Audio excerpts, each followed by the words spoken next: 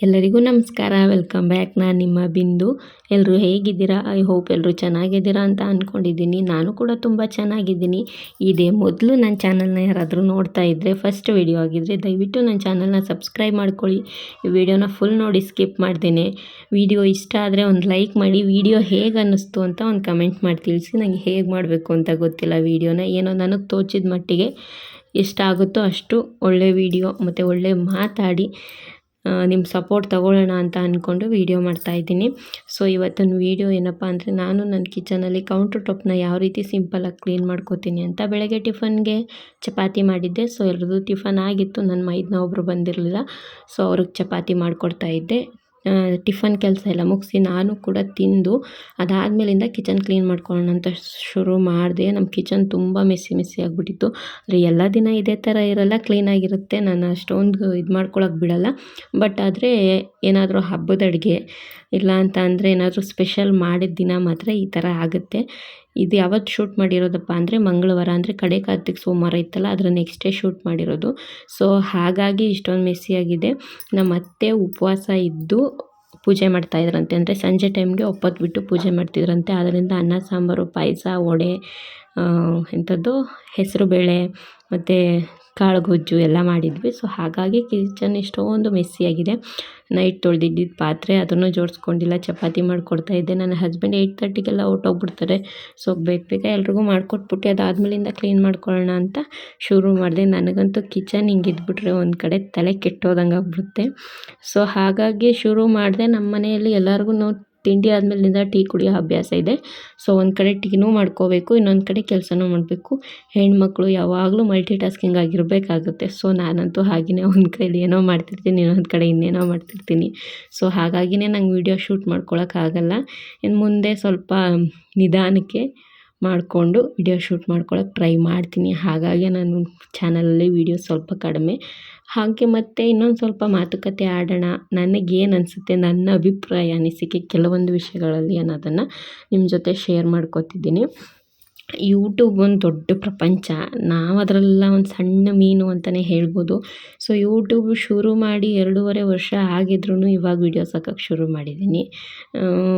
ಇನ್ನೂ ಕೆಲವೊಬ್ಬರು ತುಂಬ ಚಾನಲ್ಸ್ ನೋಡ್ತಾ ಇರ್ತೀನಿ. ವೀಡಿಯೋಸ್ ಹಾಕ್ತಾರೆ, ಪಾಪ ಕಷ್ಟ ಬಿಟ್ಟು ವೀಡಿಯೋ ಮಾಡಿ ತಮ್ನೇಲೆಲ್ಲ ಮಾಡಿ ಹಾಕ್ತಾರೆ. ನೋಡಿದ್ರೆ 70, 80, 90 ಇಷ್ಟೇ ವ್ಯೂಸು. ನನಗೂ ಅಷ್ಟೇ. ನಾನು ಫಸ್ಟ್ ವೀಡಿಯೋ ಹಾಕಿದ್ದೀನಿ, ಇಂಟ್ರಡಕ್ಷನ್ ವೀಡಿಯೋ, ಮತ್ತು ನಮ್ಮ ಮನೇಲಿ ಪೂಜಾ ವ್ಲಾಗ್ ಯಾವ ರೀತಿ ಇರುತ್ತೆ ಅನ್ನೋದನ್ನು ಹಾಕಿದ್ದೀನಿ. ಸೊ ಅದಕ್ಕೂ ಅಷ್ಟೇ 200 ಕೆಳಗೆ ಇದೆ ವ್ಯೂಸು. ಬೇಜಾರಿಲ್ಲ. ಬಟ್ ಅಷ್ಟು ಜನನಾದರೂ ನೋಡಿದಾರಲ್ಲ ಅನ್ನೋದು ಖುಷಿ. ಪ್ರಯತ್ನ ಪಡ್ತಾನೇ ಇರಬೇಕು. ಪ್ರಯತ್ನ ಪಟ್ಟಾಗ್ಲೇ ಫಲ ಸಿಗೋದು. ಪ್ರಯತ್ನ ಪಡೋದನ್ನು ನಿಲ್ಲಿಸ್ಬಿಟ್ರೆ ಅದು ತಪ್ಪಾಗುತ್ತೆ.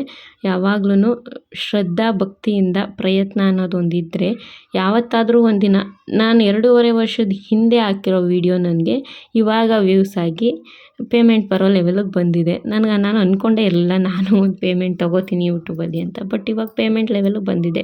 ಅದಕ್ಕೆಲ್ಲ ಕಾರಣ ನೋಡೋರೇ. ಯಾವತ್ತೋ ಹಾಕಿದ ವೀಡಿಯೋನ ಇನ್ಯಾವತ್ತೋ ನೋಡಿದ್ದಾರೆ.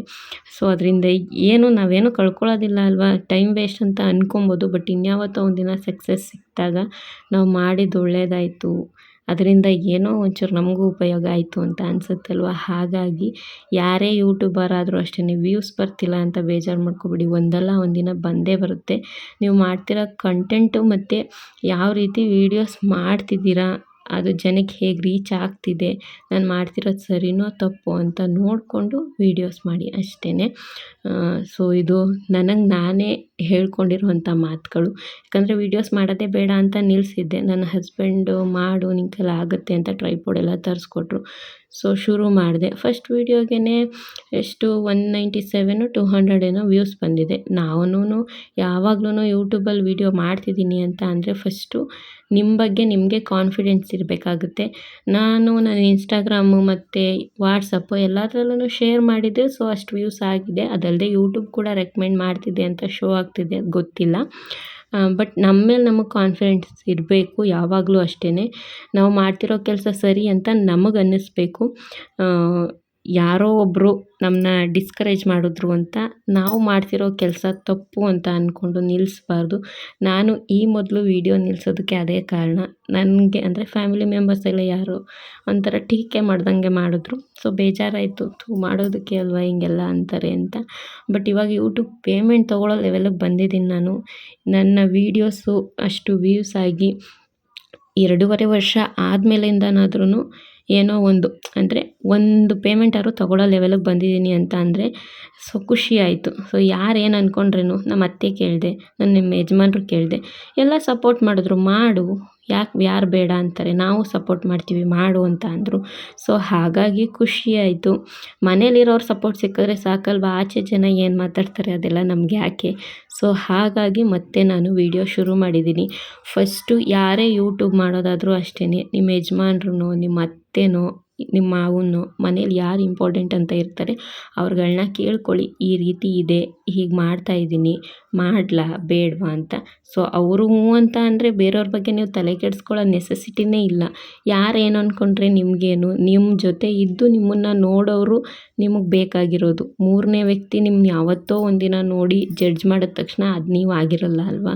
ಸೊ ಹಾಗಾಗಿ ನಾನೇ ಹೇಳೋದು ಇಷ್ಟೇ, ನೀವು ನಿಮ್ಮತನನ ಉಳಿಸ್ಕೋಬೇಕು ಅಂತಂದರೆ ನಿಮ್ಮ ಜೊತೇಲಿರೋರಿಗೆ ನೀವೇನು ಅಂತ ಗೊತ್ತಿದ್ರೆ ಸಾಕು. ಬೇರೆಯವ್ರಿಗೆಲ್ಲ ನೀವು ಪ್ರೂವ್ ಮಾಡ್ಕೊಳ್ಳೋ ಅವಶ್ಯಕತೆ ಇಲ್ಲ. ಯೂಟ್ಯೂಬ್ ಮಾಡ್ತಿದ್ದೀರಾ ಅಂದ ತಕ್ಷಣ ಅದೇನು ದೊಡ್ಡ ತಪ್ಪಲ್ಲ. ನೋಡೋರು ಹೇಗೆ ಬೇಕಾದರೂ ನೋಡ್ಬೋದು, ಅದನ್ನು ಸರಿ ಅಂತನಾದರೂ ನೋಡ್ಬೋದು, ತಪ್ಪು ಅಂತನಾದರೂ ನೋಡ್ಬೋದು. ಬಟ್ ನಿಮಗೆ ನೀವು ಮಾಡ್ತಿರೋ ಕೆಲಸ ಸರಿ ಅಂತ ಅನಿಸಿದ್ರೆ ಸಾಕು, ಬೇರೆ ಯಾರ ಹತ್ರನೂ ಪ್ರೂವ್ ಮಾಡ್ಕೊಳ್ಳೋ ಅವಶ್ಯಕತೆ ಇಲ್ಲ ಅಲ್ವಾ. ಸೊ ಹಾಗಾಗಿ ಇಷ್ಟು ನಾನು ಹೇಳಬಲ್ಲೆ. ನನ್ನ ಜೀವನದಲ್ಲಿ ನಾನು ಯೂಟ್ಯೂಬ್ ಶುರು ಮಾಡಿದ್ಮೇಲೆ ನಾನೇನು ಅಳವಡಿಸ್ಕೊಂಡಿದ್ದೀನೋ ಅದನ್ನು ನಾನು ನಿಮ್ಮ ಹತ್ರ ಶೇರ್ ಮಾಡ್ಕೊತಾ ಇದ್ದೀನಿ ಅಷ್ಟೇ, ಬೇರೆ ಏನೂ ಇಲ್ಲ. ನಾನು ಹೇಳಬೇಕು ಅಂತ ಸ್ಕ್ರಿಪ್ಟ್ ಬರ್ಕೊಂಡೇನು ಹೇಳ್ತಾ ಇಲ್ಲ. ಬಟ್ ನಾನು ನನ್ನ ವೀಡಿಯೋಸ್ ಆವಾಗ ಶೂಟ್ ಮಾಡ್ತಿರ್ಬೇಕಾರೆ ಅಂದರೆ ಫಸ್ಟು 2.5 ವರ್ಷದ ಹಿಂದೆ ಇದೇ ಥರ ಟೀಕೆ ಬಂತು. ಆವಾಗ ನನಗಿನ್ನೂ ಅಂದರೆ ಬಾಣಂತಿ ನಾನು. ಸೊ ನನ್ನ ಹಸ್ಬೆಂಡ್ ಹತ್ರ ಏನು ಮಾತಾಡಿರಲಿಲ್ಲ. ಈಗ ಮಾತಾಡಿದಾಗ ಅವ್ರು ಹಂಗಂದ್ರು, ಯಾರು ಏನು ಅಂದ್ಕೊಂಡ್ರೇನು, ನೀನು ಹೇಗಿದೆಯಾ ಅಂತ ನಮಗೆ ಗೊತ್ತು, ಅಷ್ಟೇ ಸಾಕು ಅಂತ. ಸೊ ಹಾಗಾಗಿ ನಾನು ಈ ಮಾತನ್ನ ನಿಮ್ಮ ಹತ್ರ ಶೇರ್ ಮಾಡ್ಕೊತಾ ಇದ್ದೀನಿ. ಅದ್ರ ಜೊತೆಗೆ ಇನ್ನೊಂದು ಮಾತು ಹೇಳಬೇಕಿತ್ತು. ತಂದಾಕೋ ಬುದ್ಧಿ ಇರುವಂಥ ಜನಗಳಿಂದ ಸ್ವಲ್ಪ ದೂರ ಇರಿ. ಯಾಕಪ್ಪ ಅಂತ ಅಂದರೆ ಅತ್ತೆ ಸೊಸೆ ಇಲ್ಲ ಒಂದು ಫ್ಯಾಮಿಲಿ ಅಂತ ಅಂದಮೇಲಿಂದ ಮಾತು ಕತೆ, ವಾದ ವಿವಾದ, ಜಗಳ ಇವೆಲ್ಲ ಕಾಮನ್ನಾಗಿ ಇದ್ದೇ ಇರುತ್ತೆ. ಬಟ್ ಅದನ್ನು ನಮ್ಮ ಕಡೆ ಒಂದು ಗಾದೆ ಹೇಳ್ತಾರೆ, ಆಡ್ಕೊಳ್ಳೋರ ಬಾಯಿಗೆ ಕಡಲೆ ಆಗಬಾರ್ದು ಅಂತ. ಆಚೆ ತಗೊಂಡೋಗಿ ನಮ್ಮ ಮಾನ ಮರ್ಯಾದೆನ ನಾವೇ ತಕ್ಕೊಳ್ಳೋ ಥರ ಆಗಲಿ, ಇಲ್ಲ ಅಂತ ಅಂದರೆ ನಮ್ಮ ಮನೆ ಮಾತು ನಮ್ಮಲ್ಲೇ ಇದ್ದರೆ ಅದು ಒಳ್ಳೆಯದು. ಅದು ಅತ್ತೆ ಮಾತಾಗಿರ್ಬೋದು, ಸೊಸೆ ಮಾತಾಗಿರ್ಬೋದು, ಇಲ್ಲ ಮನೇಲಿ ಇನ್ಯಾವುದೇ ಮಾತಾಗಿರ್ಬೋದು. ಅಲ್ಲೊಂದು ಇಲ್ಲೊಂದು ಹೇಳ್ತಾ ಇದ್ದಾರೆ, ಇಲ್ಲ ಅಂತ ಅಂದರೆ ನಿಮ್ಮ ಮಧ್ಯೆನೇ ತಂದಾಗ್ತಾ ಇದ್ದಾರೆ. ಅವ್ರ ಹತ್ರ ಒಂಥರ, ಇವ್ರ ಹತ್ರ ಒಂಥರ, ನಿಮ್ಮ ಹತ್ರನೇ ಒಂಥರ ಮಾತಾಡ್ತಿದ್ದಾರೆ ಅಂತ ನಿಮಗೇನಾದರೂ ಒಂದು ಸಲ ಅನ್ನಿಸ್ತು ಅಂತ ಅಂದರೆ ಆ ವ್ಯಕ್ತಿನ ನೀವು ದೂರ ಇಡೋದೇ ತುಂಬ ಒಳ್ಳೆಯದು. ಯಾಕಂದರೆ ಅವರು ಯಾವತ್ತಿದ್ರೂ ಏನೋ ಹೇಳ್ತಾರಲ್ಲ, ಮಗ್ಲಲ್ಲಿರೋ ಹಾವು ಅಂತ, ಆ ಥರ ಆಗ್ತಾರೆ. ಒಂದಲ್ಲ ಒಂದಿನ ನಿಮ್ಮ ಫ್ಯಾಮಿಲಿಗಾಗಲಿ ನಿಮಗಾಗಲಿ ತೊಂದರೆ ಮಾಡೇ ಮಾಡ್ತಾರೆ. ಸೊ ಹಾಗಾಗಿ ಅಂಥ ವ್ಯಕ್ತಿಯಿಂದ ಎಷ್ಟು ದೂರ ಇರ್ತೀರೋ ಅಷ್ಟು ನಿಮಗೆ ಒಳ್ಳೆಯದು. ನಾನು ನಮ್ಮನೆ ಅಂದರೆ ಎಲ್ಲರ ಮನೇಲೂ ಇದ್ದಿದ್ದೀನಿ. ಅತ್ತೆ ಸೊಸೆ, ಗಂಡ ಹೆಂಡತಿ ಇವ್ರ ಮಧ್ಯೆ ಜಗಳ ಆಗದೇ ಇರೋ ಮನೆಯೇ ಇಲ್ಲ ಅಲ್ವಾ. ಸೊ ಅದನ್ನೇ ಅಡ್ವಾಂಟೇಜಾಗಿ ತೊಗೊಂಡು ನಮ್ಮ ಹತ್ರನೇ ಒಂಥರ ಹೇಳೋದು, ಅಂದರೆ ಅತ್ತೆ ಹತ್ರನೇ ಒಂಥರ ಹೇಳೋದು, ಸೊಸೆ ಹತ್ರನೇ ಒಂಥರ ಹೇಳೋದು, ಇಲ್ಲ ಗಂಡನ ಹತ್ರನೇ ಒಂಥರ ಹೇಳೋದು, ಹೆಂಡತಿ ಜೊತೆ ಬಂದು ಇನ್ನೊಂದು ಥರ ಹೇಳೋದು, ನಿಮ್ಮ ಅತ್ತೆ ಹಿಂಗಂದ್ರು, ನಿಮ್ಮ ಯಜಮಾನ್ರು ಹಿಂಗಂದ್ರು, ಹಿಂಗಂತ ಮಾತಾಡ್ತಿದ್ರು ನಿನ್ನ ಬಗ್ಗೆ, ನೀನಾಗಿದ್ದಕ್ಕೆ ಅವ್ರನ್ನೆಲ್ಲ ಸಹಿಸ್ಕೊಂಡು ಹೋಗ್ತಾ ಇದೀಯಾ, ಈ ಥರ ಮಾತುಗಳೆಲ್ಲ ನಿಮಗೆ ಕೇಳಿ ಬಂದಾಗ ಅಂಥವರಿಂದ ನೀವು ದೂರ ಇದ್ರೇ ತುಂಬ ಒಳ್ಳೆಯದು. ಯಾಕಂದರೆ ಒಂದಲ್ಲ ಒಂದಿನ ನಿಮಗೆ ಮಿತ್ ಆಗೇ ಆಗ್ತಾರೆ ಅವರು. ಯಾವತ್ತಿದ್ರೂ ಅಷ್ಟೇ, ನೀವು ಯಾರ ಜೊತೆ ಮಾತಾಡ್ತಿದ್ದೀರಾ ಅಂತ ನಿಮಗೆ ಗಮನ ಇರಲಿ. ಒಂದು ಸಲ ಒಬ್ರ ಬಗ್ಗೆ ಏನಾದರೂ ಗೊತ್ತಾಯಿತು ಅಂತ ಅಂದರೆ ಅವ್ರ ಜೊತೆ ಎಷ್ಟರಲ್ಲಿ ಮಾತಾಡಬೇಕೋ ಅಷ್ಟರಲ್ಲೇ ಮಾತಾಡಬೇಕು. ಅಕಸ್ಮಾತ್ ಅವರಾಗಿದ್ದವ್ರು ಏನಾದರೂ ಕೆಣಕಿ ನಿಮ್ಮನ್ನು ಮಾತಾಡ್ಸಿದ್ರು ಅಂತ ಅಂದರೆ ಏನೋ ಮಾಡೋದಕ್ಕೇ ಮಾತಾಡಿಸ್ತಿದ್ದಾರೆ ಅಂತಲೇ ಅರ್ಥ. ಸೊ ಆ ಥರ ನಿಮ್ಮನ್ನು ಮಾತಾಡಿಸ್ತಿದ್ದಾರೆ ಅಂತ ಅಂದರೆ ನೀವು ಎಷ್ಟು ಬೇಕೋ ಅಷ್ಟು ಮಾತಾಡಬೇಕು. ಇಲ್ಲ ಅಂತ ಅಂದರೆ ಫೇಸ್ ಟು ಫೇಸ್ ಮಾತಾಡೋ ಅಂಥ ಕಾನ್ಫಿಡೆಂಟ್ ಆಗಲಿ ಧೈರ್ಯ ಆಗಲಿ ನಿಮಗಿರಬೇಕು. ನಿಮ್ಮಮ್ಮ ನಿಮ್ಮ ಅತ್ತೆ ಹಿಂಗೆ, ನಿನ್ನ ಗಂಡ ಹಿಂಗೆ ಅಂತ ಹೇಳಿದ್ರು ಅಂದರೆ ಅವ್ರು ನನಗೇನು ಅಂತ ಗೊತ್ತು, ನೀವು ಹೇಳೋ ಅವಶ್ಯಕತೆ ನನಗಿಲ್ಲ, ನಿಮ್ಮಿಂದ ತಿಳ್ಕೊಳ್ಳೋ ಅಂಥ ಅವಶ್ಯಕತೆಯೂ ನನಗಿಲ್ಲ ಅಂತ ಒಂದು ಸಲ ನೀವು ಅವ್ರ ಎದುರುಗಡೆ ವಾಯ್ಸ್ ರೈಸ್ ಮಾತಾಡಿದ್ರಿ ವಾಯ್ಸ್ ರೈಸ್ ಮಾಡಿ ಮಾತಾಡಿದ್ರಿ ಅಂತ ಅಂದ್ಕೊಂಡ್ರೆ, ಸೊ ನೀವು ಯಾವತ್ತೂ ಯಾರ ಮುಂದೆನೂ ನಿಮ್ಮ ಮನೆಯವ್ರನ್ನಾಗಲಿ ನಿಮ್ಮ ಮಧ್ಯೆ ಎಷ್ಟು ಬೇಕಾದರೂ ಇರ್ಬೋದು, ಬಟ್ ಯಾವತ್ತೂ ನಿಮ್ಮ ಮನೆ ಫ್ಯಾಮಿಲಿಯವ್ರನ್ನ ಬೇರೆಯವ್ರ ಮುಂದೆ ಬಿಟ್ಕೊಡ್ಲಿಲ್ಲ ಅಂತ ಅನ್ನೋದಾದರೆ ಬೇರೆಯವ್ರು ಯಾರೂ ನಿಮ್ಮ ಬಗ್ಗೆ ಮಾತಾಡೋಕ್ಕೆ ಸಾಧ್ಯನೇ ಇಲ್ಲ. ಮಾತಾಡಿದ್ರೂ ಬೆನ್ನ ಹಿಂದೆ ಮಾತಾಡ್ಕೋಬೇಕಷ್ಟೇ, ಮುಂದೆ ಅಂತೂ ಬಂದು ಮಾತಾಡೋಕ್ಕಾಗಲ್ಲ. ಸೊ ಹಾಗಾಗಿ ನಾನು ಹೇಳೋದಿಷ್ಟೇ, ಅಂಥ ಜನಗಳ ಮಧ್ಯೆ ಆದಷ್ಟು ಫೇಸ್ ಟು ಫೇಸೇ ಇರಿ. ಯಾಕಂದರೆ ನಿಮ್ಮ ಬಗ್ಗೆ ಕೆಟ್ಟದಾಗಿ ಮಾತಾಡ್ತಾರೆ ಅಂದರೆ ನಿಮ್ಮ ಹತ್ರ ಕೇಳ್ಕೊಂಡು ನಿಮ್ಮ ಮನೇಲಿ ಇನ್ನೊಬ್ರಿಗೆ ಹೋಗಿ ಹೇಳ್ತಾರೆ, ಅವ್ರ ಹತ್ರ ಕೇಳ್ಕೊಂಡು ನಿಮ್ಮ ಹತ್ರ ಬಂದು ಹೇಳ್ತಾರೆ ಅಂತ ಅಂದರೆ ಅದು ನೀವು ಕೊಟ್ಕೊಂಡಿರೋ ಸಲಿಗೆನೇ ಆಗುತ್ತೆ. ಸೊ ನೀವು ಅವ್ರು ಹೇಳ್ತರು ಅಂತ ಅದನ್ನು ನಂಬೋದು, ಇಲ್ಲ ನಿಮ್ಮ ಮನೇಲಿ ಹೋಗಿ ಮತ್ತೆ ಜಗಳ ಮಾಡೋದು, ಅಲ್ಲ ನಿಮ್ಮ ಅತ್ತೆ ಸೊಸೆ ಯಾರಾದರೂ ಆಗಿರ್ಬೋದು. ಸೊ ಈ ಥರ ಕಿವಿ ಕೊಡ್ತಾ ಹೋದಷ್ಟು ಮನೆಗಳಲ್ಲಿ ಜಗಳ ಜಾಸ್ತಿ ಆಗುತ್ತೆ. ಸೊ ಆದಷ್ಟು ಈ ವಿಷಯಗಳಿಗೆಲ್ಲ ಕಿವಿ ಕೊಡದೆ ನಿಮ್ಮದು ನಿಮ್ಮ ಮನೇಲಿ ಯಾರ್ಯಾರು ಹೇಗೆ ಅಂತ ಮನೆ ಒಳಗಿರೋರಿಗೆ ತುಂಬ ಚೆನ್ನಾಗಿ ಗೊತ್ತಿರುತ್ತೆ. ಸೊ ನಿಮ್ಮ ಮನೆ ಒಳಗಿರೋರನ್ನ ನೀವು ಅರ್ಥ ಮಾಡಿಕೊಂಡು ಬದುಕೋದನ್ನು ರೂಢಿ ಮಾಡ್ಕೊಳ್ಳಿ. ಬೇರೆಯವ್ರ ಮಾತನ್ನು ಕೇಳೋದನ್ನು ನಿಲ್ಲಿಸಿ. ಆ ಥರ ಮಾತುಗಳನ್ನ ಕೇಳಿನೇ ತುಂಬ ಮನೆಗಳು ಭಾಗ ಆಗೋಗಿವೆ, ಜಗಳಗಳಾಗೋಗಿದೆ. ಅಣ್ಣನ ತಮ್ಮ ನಂಬಂಗಿಲ್ಲ, ತಮ್ಮನ ಅಣ್ಣ ನಂಬಂಗಿಲ್ಲ, ಅತ್ತೆ ಸೊಸೆ ಮಧ್ಯೆ ತಂದಾಕೋದು. ಅದರಿಂದ ಏನು ಸಿಗುತ್ತೋ ಅವ್ರಿಗೆ ಗೊತ್ತಿಲ್ಲ. ಬಟ್ ಆ ಥರ ಜನ ಇದ್ದೇ ಇರ್ತಾರೆ. ಒಳ್ಳೆ ಜನ ಹುಡ್ಕೋದು ಕಷ್ಟ ಆಗ್ಬೋದು, ಬಟ್ ಆ ಥರ ಜನ ಅಂತೂ ಗುಂಪಲ್ಲಿ ಇದ್ದೇ ಇರ್ತಾರೆ. ಅಕ್ಕಪಕ್ಕದ ಮನೇಲಾದರೂ ಇರ್ಬೋದು. ಒಂದು ಸಲ ನಿಮ್ಗೆ ಆ ಥರ ಅನ್ನಿಸ್ತಾ ಇದೆ ಅಂತ ಅಂದರೆ ಬಿಟ್ಬಿಡಿ, ಎಷ್ಟು ಬೇಕಷ್ಟು ಮಾತಾಡ್ಕೊಂಡಿರಿ. ಸೊ ಇದು ನನ್ನ ಜೀವನದಲ್ಲಿ ನಿಜವಾಗ್ಲೂ ಆಗಿರೋ ಎಕ್ಸ್ಪೀರಿಯೆನ್ಸು. ಆ ಥರ ಮಾತಾಡ್ತಾರೆ ಅಂತ ಗೊತ್ತಾಯಿತು, ಡೈರೆಕ್ಟಾಗಿ ಹೇಳಿದೆ. ನಮ್ಮ ಮನೇಲಿರೋರು ಏನು ಅಂತ ನನಗೆ ಗೊತ್ತು. ಯಾರಿಂದನೂ ನಾನು ಅವ್ರ ಬಗ್ಗೆ ತಿಳ್ಕೊಬೇಕಾಗಿಲ್ಲ. ಯಾಕಂದರೆ 24 ಗಂಟೆ ಅವ್ರ ಜೊತೆಲಿರೋಳು ನಾನು. ಅವ್ರು ಏನು ಯಾವ ವಿಷಯಕ್ಕೆ ಹೆಂಗೆ ರಿಯಾಕ್ಟ್ ಮಾಡ್ತಾರೆ ಅಂತ ಗೊತ್ತು. ನಿಮ್ಮ ಹತ್ರ ಕೇಳೋ ಅವಶ್ಯಕತೆ ನನಗಿಲ್ಲ ಅಂತ ಒಂದು ಸಲ ನಾನು ಹೇಳಿದ್ಮೇಲೆ ಅವ್ರು ಮತ್ತೆ ಅದ್ರ ಬಗ್ಗೆ ಮಾತಾಡೋದೇ ಇಲ್ಲ. ಇವತ್ತಿಗೂ ಸಹ ಎಷ್ಟು ಬೇಕಷ್ಟೇ, ತಿಂಡಿ ಆಯಿತಾ, ಊಟ ಆಯಿತಾ ಅಷ್ಟೇ. ಏನು ಜಾಸ್ತಿ ಮಾತಾಡೋಕ್ಕೆ ಹೋಗಲ್ಲ, ನಾನು ಜಾಸ್ತಿ ಮಾತಾಡ್ಸೋಕ್ಕೆ ಹೋಗಲ್ಲ. ಸೊ ಈ ರೀತಿ ಇದ್ದರೆ ನಮಗೆ, ನಮ್ಮ ಮನೆಗೆ, ನಮ್ಮ ಆರೋಗ್ಯಕ್ಕೆ, ಮತ್ತು ನಮ್ಮ ಮನೆ ಆರೋಗ್ಯಕ್ಕೆ ತುಂಬಾ ಒಳ್ಳೆಯದು. ಸೊ ಜಗಳ ಯಾರ ಮನೇಲಾಗಲ್ಲ, ಎಲ್ಲರ ಮನೇಲೂ ಆಗುತ್ತೆ. ಹಂಗಂತ ಬಿಟ್ಬಿಡೋ ಅಂಥ ಸಂಬಂಧಗಳು ಅಲ್ಲ ಅಲ್ವಾ.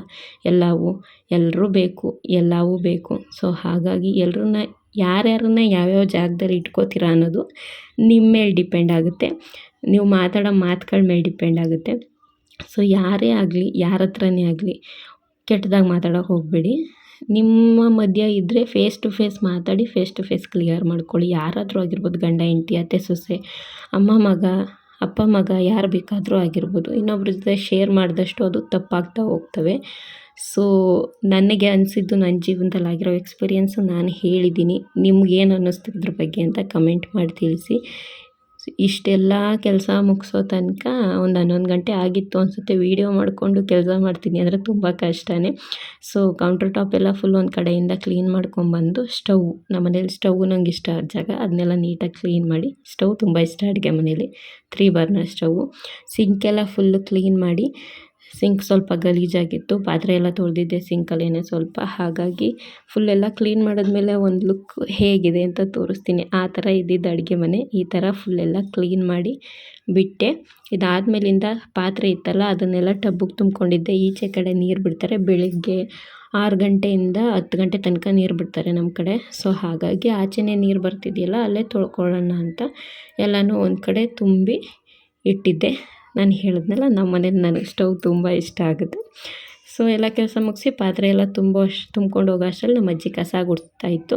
ಸೊ ಪಾತ್ರೆ ಎಲ್ಲ ತೊಳೆದಿಟ್ಟೆ. ಇಷ್ಟೇ ಇವತ್ತಿನ ವ್ಲಾಗ್. ಹೇಗೆ ಅನ್ನಿಸ್ತು, ನನ್ನ ಮಾತಿಂದ ಯಾರಿಗಾದರೂ ಹರ್ಟ್ ಆಗಿದ್ರೆ, ಇಲ್ಲ ಸರಿ ಅಂತ ಅನಿಸಿದ್ರೆ ಕಮೆಂಟ್ ಮಾಡಿ ತಿಳಿಸಿ. Thank you for watching.